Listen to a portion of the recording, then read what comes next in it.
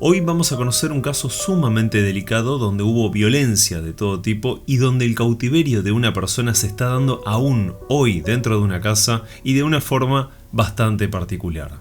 Te pido que te quedes, que escuches esta historia hasta el final porque estoy seguro que te va a dejar los pelos de punta. Ninguno de nosotros imagina que dentro de una casa común y corriente, en un barrio cualquiera, se pueda estar dando una escena similar a la que te voy a contar hoy. Recordá que puedes enviarme tu experiencia al WhatsApp que figura en este momento en pantalla. No importa ni la cantidad ni la duración de los audios, también podés sumar fotos, videos o todo lo que creas conveniente para que tu historia quede lo más completa posible. Luego yo reviso todo el material que envíes y cualquier duda te voy a estar contactando. Amigos, suscríbanse por favor y no se olviden de quedarse hasta el final porque esta historia es realmente imperdible. Comenzamos.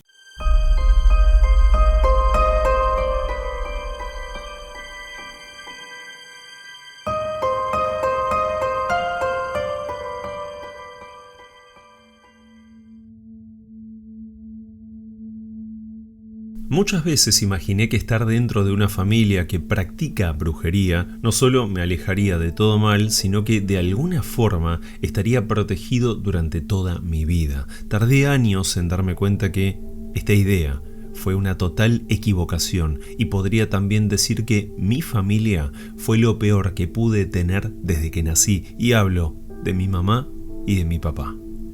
Antes de empezar me gustaría aclarar que si bien soy de una provincia argentina, no me gustaría dar a conocer mis datos, como así tampoco la localidad en la que viví durante gran parte de mi vida, ya que mis padres aún están ahí y justamente gracias a lo que se dedican son conocidos en la zona como los brujos. Pido encarecidamente que si alguien reconoce todo o algo de lo que voy a contar y sabe quiénes son, mantengan silencio porque honestamente no quiero ser responsable una vez más de algo que mis viejos puedan hacer. Son gente mala, muy mala, y lo digo por experiencia propia. Hicieron durante años trabajos con mis hermanos y conmigo para poder venerar a quién sabe qué entidades y también para retenernos como si fuésemos un insumo más. Y de hecho estoy casi seguro que entregaron el alma de mi hermana más chica hace un tiempo, porque desde ese día ella no fue nunca más la misma. Quizás tomé un poco más de conciencia sobre todo esto a mis 5 o 6 años más o menos. Tengo algunos recuerdos de haber entrado en el cuarto del fondo donde ellos trabajaban y ver a mi vieja matando una gallina mientras mi papá estaba a su costado sosteniendo una especie de trapo negro. Había velas y muchas otras cosas. Me echaron inmediatamente y me prohibieron, aunque ya lo sabía, volver a entrar a ese cuarto desde entonces. Ese día creo que me di cuenta que mis papás no eran iguales al resto, pero de todas formas no los veía como una amenaza. Ese recuerdo, más allá de ser un poco confuso, por supuesto por mi edad, lo tengo tan grabado que puedo asegurar que fue tal cual lo conté, pero también entiendo que era chico y el tiempo pudo dibujar esta escena a su gusto. Conforme fui creciendo, comencé a sufrir en la escuela.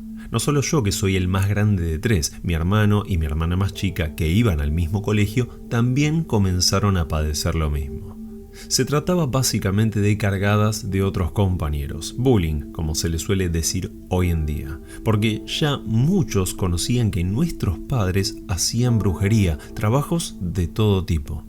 Hasta esos años no teníamos muy en claro a qué se dedicaban, qué hacían o por qué, pero la escuela y la propia maldad de nuestros compañeros nos enseñaron que todas esas brujerías eran a cambio de plata. Esto se lo conté a mi mamá, a mi viejo ni pensarlo porque prácticamente no se le podía hablar, siempre fue muy duro con nosotros y por cualquier pregunta incómoda podía directamente pegarte. Mi vieja en cambio era un poco más normal, por decirlo de alguna forma, y cuando le conté esto se dio uno de los momentos más extraños de mi vida y con lo cual cargo hasta el día de hoy porque de alguna manera me siento responsable por lo que pasó. Ella me escuchó y me dijo que hacían trabajos religiosos manipulando energías para ayudar a la gente y que no todos comprenden que eso sea así, que sanaban personas de enfermedades, que ayudaban a familias a salir adelante en temas económicos, a que un matrimonio, por ejemplo, evite un divorcio volviéndose a querer, cosas de ese estilo.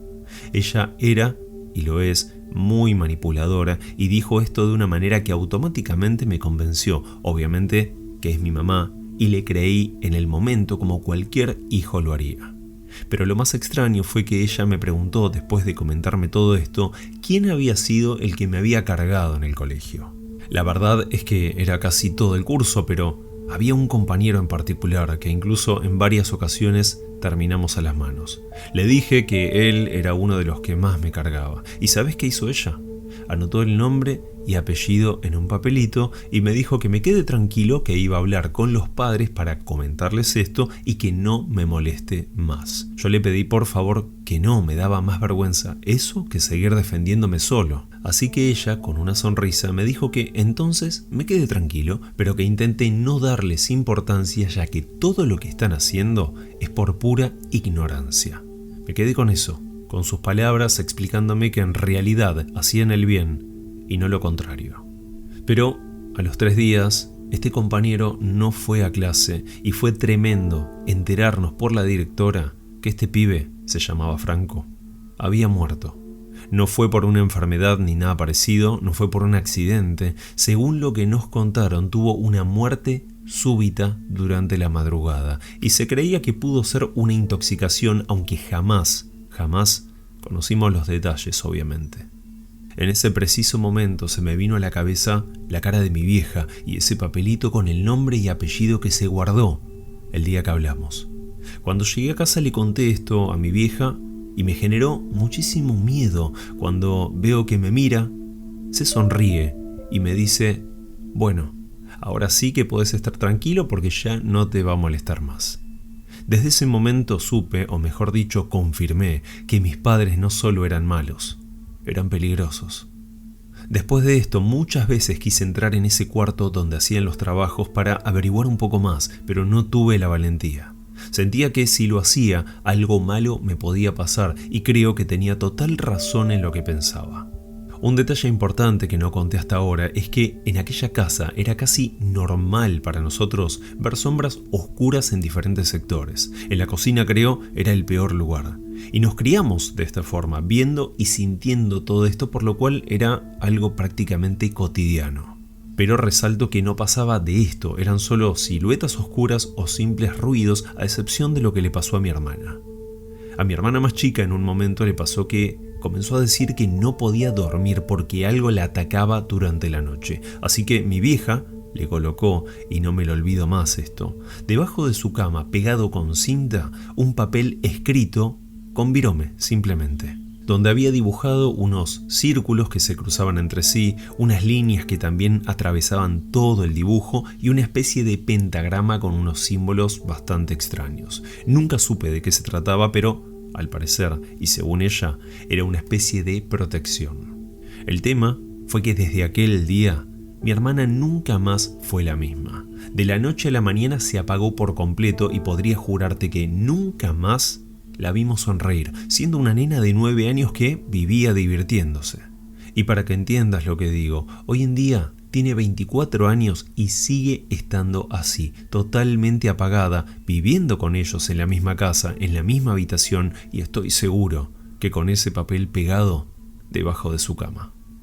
Yo me fui de casa ni bien cumplí mis 18 años, al tiempo mi otro hermano también se fue y mi hermana fue la que quedó viviendo con ellos.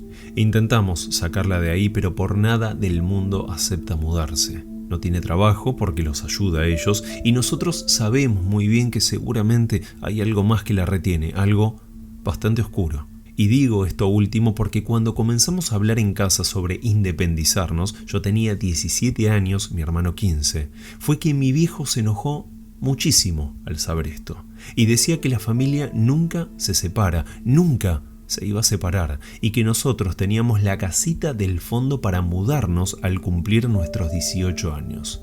Nosotros obviamente que no queríamos eso, queríamos escaparnos de ese lugar que tanto mal nos estaba haciendo.